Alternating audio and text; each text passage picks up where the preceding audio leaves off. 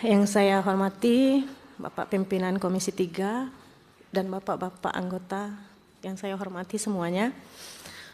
Baiklah, di sini saya akan menceritakan sedikit kronologi dari awal tahun 2025. Itu bertepat di bulan Januari tanggal 8, kejadiannya terjadi di lapangan sekolah. Jadi anak berkumpul di lapangan sekolah dari kelas 1 sampai kelas 6.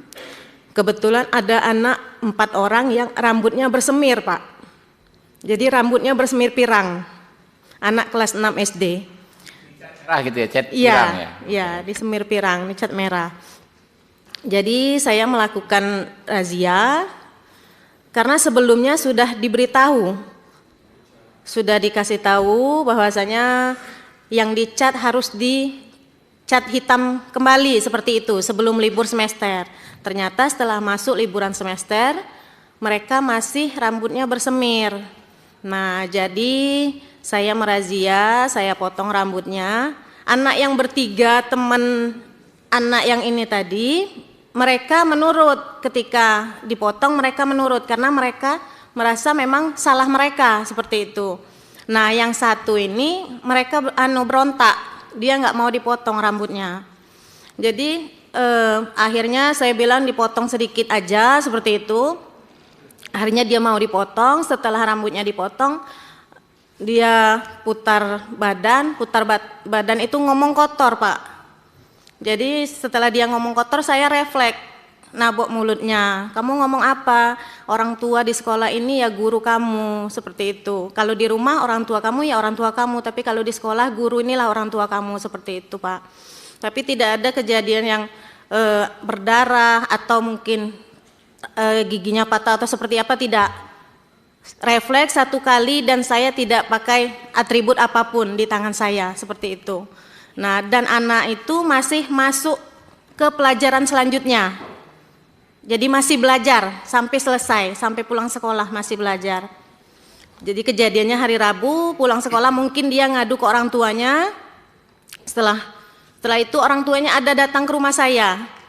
Datang ke rumah saya, dia marah-marah ngomong, apa yang kau anuin dengan anak aku, kata gitu kan. Jadi saya jawab, duduk dulu bang, biar kita ngomong baik-baik kan gitu. Tapi dia tidak mau ngomong baik-baik, akhirnya marah-marah gitu. Sudah tuh sampai ngelontarin kata-kata kasar juga. Sampai dia balik, dia ngomong juga sama saya, mati kau kubuat, katanya. Kalau udah secara kasar, secara halus, katanya kayak gitu, Pak. Jadi itu mengancam begitu orang tua, mati kau kubuat, kalau udah secara kasar atau secara halus. Iya, jadi pas hari Kamisnya kepala sekolah memanggil orang tua tersebut. Maksudnya biar mediasi, tapi hari itu saya tidak diperbolehkan ke sekolah sama kepala sekolah. Karena takutnya terjadi apa-apa sama saya gitu. Jadi kepala sekolah berbicara dengan orang tua tersebut, tapi orang tua tersebut tidak mau karena kami sudah mengadukan ini ke proses hukum seperti itu, tidak mau berdamai kayak gitu. Akhirnya diadukannya ke Polsek Kumpe waktu itu. Nah, akhirnya saya dipanggil juga, dapat surat undangan, diwawancarai di sana, dan ada di situ tanggal berapa? Melakukan mediasi di Polsek, sudah sempat juga melakukan mediasi di Polsek, sudah sempat, tapi memang orang tuanya juga tidak mau. Malahan dia menyebut kalau ada jalur yang tidak melibatkan dinas pendidikan, saya tempuh jalur itu, seperti itu, Pak. Akhirnya kasusnya berlanjut, sampailah ke Polres.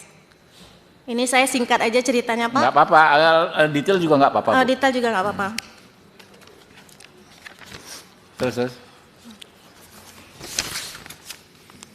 Jadi pada tanggal 13 Januari itu Kabid SD kebetulan dipimpin dengan Pak Sabki, waktu itu sempat datang juga, turun ke desa dan datang ke rumah orang tua tersebut untuk mediasi juga, Pak. Tapi tidak menemui titik temu. Udah itu yang kejadian mediasi di Polsek itu tanggal 22 Januari. Mediasi di Polsek terjadi, ya orang tua mengatakan seperti itu. Kalau ada jalur yang tidak melibatkan dinas pendidikan, saya tempuh jalur itu, katanya. Pada bulan Maret, saya beserta suami naik ke rumah ke ketua adat, ingin menyelesaikan masalah ini, mengajak ketua adat untuk ke rumah orang tua tersebut biar bisa diselesaikan di desa, seperti itu. Tapi ketua adat menolak, ketua adatnya datang sendiri ke rumah orang tua tersebut dan memang tidak ada penyelesaian. Tidak ada penyelesaian. Pada tanggal 12 Maret ada surat panggilan mediasi di Polres, itu juga tidak terlaksana.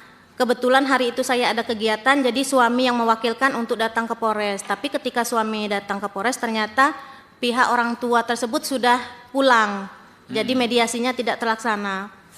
Pada tanggal 6 Mei, pihak PGRI Kabupaten Muaro Jambi turun ke Desa Pemataraman.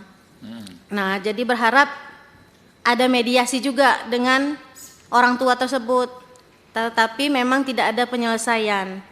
Jadi kebetulan ketua PGRI-nya Pak Ismianto, Bapak ini mewawancarai semua guru yang ada di sekolah. Seperti itu. Jadi gurunya satu-satu dipertanyakan seperti apa. Saya juga tidak tahu keterangan mereka seperti apa. Sudah itu Bapak ini sempat mau mampir ke rumah orang tua itu, tapi orang tuanya nggak di rumah, jadi nggak jadi. Pada Kamis tanggal 15 Mei, saya dipanggil lagi menjadi saksi di Polres Muaro Jambi.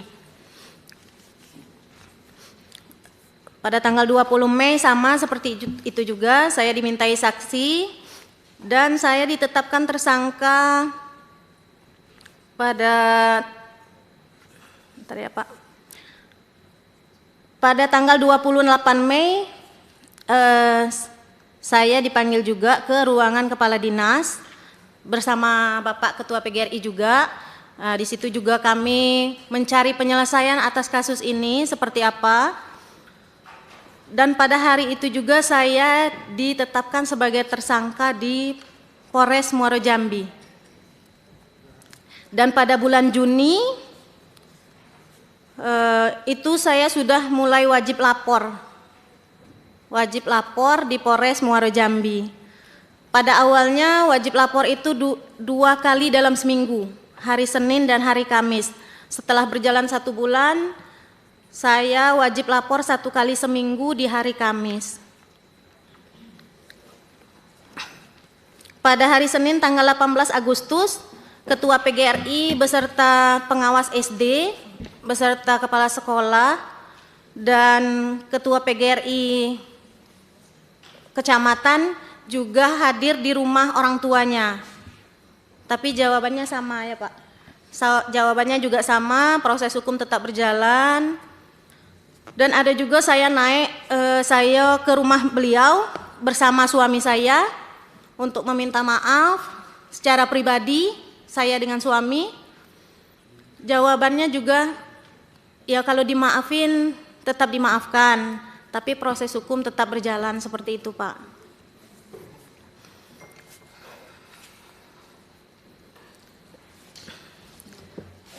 Dan pada tanggal 17 November, saya dan seluruh Kades di Kumpe menghadap ke Bapak Bupati Muaro Jambi untuk mengurus kasus suami saya. Untuk mengurus kasus suami saya sekaligus menyelesaikan permasalahan saya.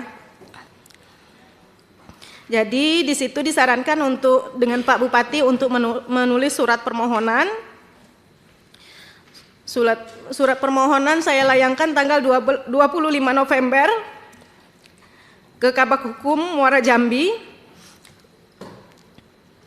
Dan pada tanggal 9 Januari kemarin saya diundang oleh Kesbangpol untuk menindaklanjuti masalah saya. Di situ saya disarankan untuk meminta maaf kembali sekaligus menulis surat permohonan maaf secara tertulis. Akhirnya saya naik lagi ke rumah beliau pada tanggal 12 Januari meminta maaf secara pribadi, meminta maaf dengan rendah hati, dan saya mengatakan jika ada yang bisa saya lakukan untuk menyelesaikan masalah ini, saya akan lakukan. Dan jika saya harus tidak mengajar lagi di SD itu, saya pun ikhlas. Saya bilang seperti itu dengan orang tuanya.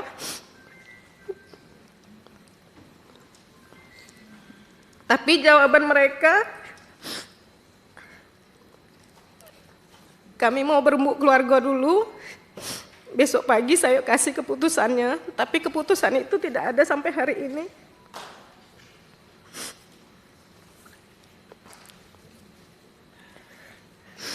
Jadi suami saya sudah ditahan dari 28 Oktober, hampir 3 bulan Pak.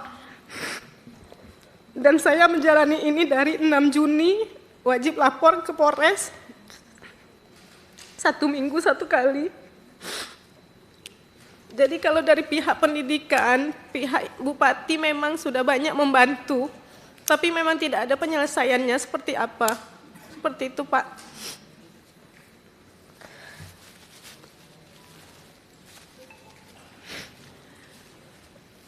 Saya berharap di sini tidak banyak yang saya harapkan, saya cuma ingin suami saya pulang dan masalah saya selesai, seperti itu Pak.